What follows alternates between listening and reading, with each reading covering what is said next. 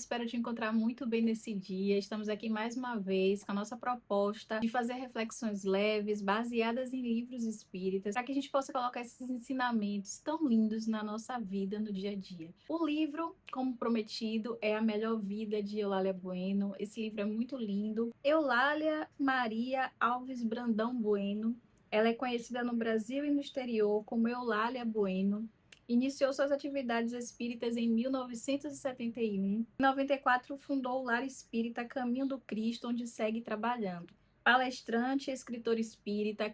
Aqui no YouTube tem várias palestras dela, uma melhor do que a outra. Convido vocês a buscarem aí e assistirem também. Possui obras mediúnicas sobre a orientação dos espíritos de Maria do Rosário del Pilar e Teresa, e outros de cunho próprio, totalizando 9 obras até o ano de 2023. Seu livro, com mais de uma dezena de edições, é o Superando a Ansiedade. Seus romances também são apreciados pelo grande público e pelas federações, destacando Noite no Cais, O Mundo por Trás da Mediunidade, e No Silêncio dos Claustros, inspirado pelo espírito Teresa. Então, aqui é um pouco da biografia de Eulália Bueno. Esse livro é uma coletânea de mensagens que foi guiado pelo espírito de Rosália del Pilar, que é um dos espíritos que acompanham a Eulália Bueno. Então vamos lá para a nossa primeira leitura. Esse livro ele é diferente do de Jesus para você, porque ele não é por capítulo. Ele é um livrinho de mensagens, tá vendo? Ele é um livrinho de mensagens curtas, bem diferente, não tem capítulo. Então vamos lá. A Melhor Vida. Quantas e quantas vezes dizes que a vida não te corresponde às expectativas e esforços? Quantas vezes tu tens estabelecido padrões de comparação tão superficiais que te causam dores desnecessárias? Porque não te contentam as abençoadas oportunidades que surgem, trazendo-te boas chances de aprender? Porque te julgas ser vítima de injustiças e porque despendes tuas forças para conquistar bens que nada te acrescentarão? Porque cansas a alma com tanta frequência e não consegues estabelecer momentos de estar com Deus? Podes não acreditar, mas tens a melhor vida e estás no teu melhor momento. Esta vida traz consigo tudo que tua alma está capacitada para administrar e todas as lições que já foste capaz de aprender. Estás situado no lugar correto, na família que te é abençoado educandário. Nunca sequer um dia esquece-te de que estás de passagem na cena da vida física. Mas te esqueces da fatalidade, da eternidade e desperdiças instantes preciosos que se sucedem pela sabedoria de Deus. E agora tu vives o melhor momento. Não deixes partir de tuas mãos sem glorificar a bondade do Pai e torná-lo coroa de luz na vida. Se não é a que desejas, mesmo assim poderá ser a melhor que tivestes, desde que aproveites as abençoadas oportunidades de te tornares melhor. Então a gente já inicia com um chamado para a valorização da vida, a valorização do que temos hoje, porque muitas vezes a gente anseia tanto pelo que a gente não tem, que a gente se esquece de agradecer pelas coisas que Deus já colocou na nossa vida. E cada coisa que temos é um motivo de agradecimento. Muitas vezes a gente não percebe as coisas simples do nosso dia a dia, como, por exemplo, acordar, como ter saúde, como ter um alimento, como ter ainda condições de sair em busca desse alimento. Ainda que as nossas dificuldades sejam enormes, o fato de hoje estarmos aqui já é uma dádiva de Deus. Pode parecer até uma demagogia e falar assim, tanta coisa acontecendo, tanta doença, tanta tristeza, tanta maldade no mundo, mas a gente tende a olhar sempre as dificuldades, a gente tende a reclamar. E as coisas que a gente tem de bom, a gente não consegue observar. E muitas vezes a gente ainda coloca esses argumentos para diminuir o impacto das coisas boas na nossa vida. Mas sempre é momento de agradecer. E todas as vezes em que a gente agradece, a gente se sente mais forte para buscar as coisas que a gente ainda não tem. A gente vive também no momento hoje social e principalmente com as redes sociais que aumentaram muito a nossa necessidade de ter. E a gente passa a comparar as nossas conquistas com as conquistas dos outros. As coisas que a gente tem com as coisas que os outros conquistam. o que nos falta com aquilo que os outros querem ter.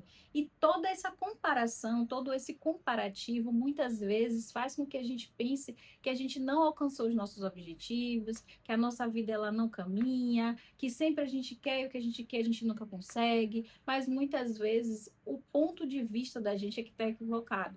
A gente se concentra mais no externo do que no interno. É engraçado porque a gente veio sem nada, passa a vida inteira buscando coisas e volta sem nada. E o que a gente realmente poderia levar, muitas vezes a gente não consegue nem focar para desenvolver, que são as nossas aptidões espirituais, psicológicas, culturais. Toda essa bagagem a gente leva com a gente. Então, quanto mais você se instrui, quanto mais você desenvolve a sua capacidade de absorver conhecimento, porque isso é treinável. Às vezes a gente pega um livro, lê, não entende nada. Mas se a gente se conformar com o fato da gente não conseguir entender, fechar e nunca mais abrir, a gente nunca vai aprender.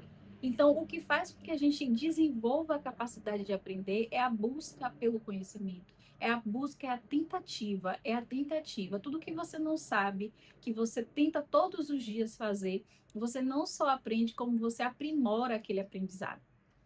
Então, que a gente possa ter essa responsabilidade diária conosco, de lapidar dentro de nós aquilo que a gente precisa, aquilo que ainda está falho, aquilo que ainda nos causa, às vezes, problemas de relacionamento, problemas no trabalho, problemas conosco mesmo, porque muitas vezes a gente faz, fala, sente, pensa coisas que a gente mesmo se arrepende depois, que a gente fica triste com a gente pelo nosso comportamento. Então, essas são as nossas reais necessidades. É claro que a gente precisa das coisas materiais, a gente vive num mundo que é 100% material. Então, a gente vai precisar se alimentar, a gente vai precisar de dinheiro, a gente vai precisar pagar nossas contas, a gente merece viver tudo isso com o mínimo de conforto ou o máximo. Não estou aqui fazendo apologia à pobreza, mas a gente precisa também valorizar as coisas que a gente tem, encontrar, mesmo nas dificuldades, porque observe, tudo é o ponto de vista. E eu vou falar isso de coração mesmo, porque todos nós já passamos por dificuldades, todos nós já passamos por problemas na nossa vida.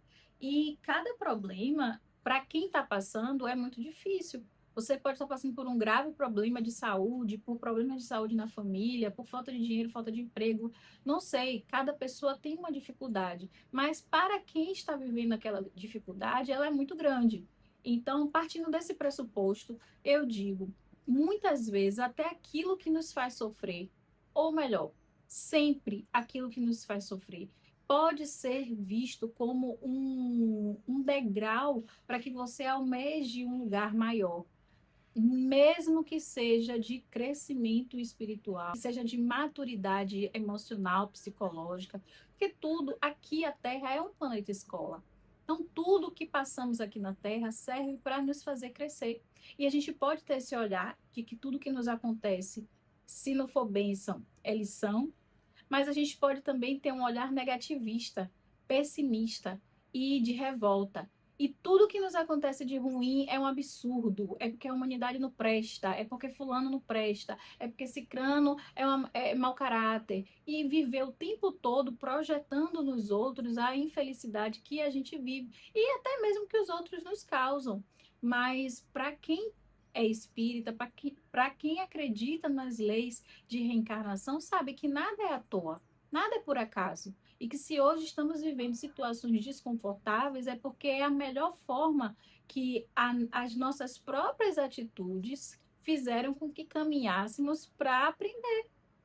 Que às vezes a gente fala assim, é porque Deus quer, né? Mas Deus só quer o melhor para a gente que busca as dificuldades. Então, nós criamos situações difíceis, isso fez com que as circunstâncias trouxessem novamente essas dificuldades, para que através delas a gente possa crescer e não pratique mais essas iniquidades, para que a gente não fique nesse ciclo de fazer coisas ruins e passar por coisas ruins. Então, que a gente possa ter esse olhar de que tudo que nos acontece é uma oportunidade de crescimento, de desenvolvimento. Para de ficar se perguntando por que isso acontece comigo e começa a se perguntar como é que eu posso fazer para aprender com isso que eu estou vivendo. Em vez de dizer assim, por quê? Começa a se perguntar para quê.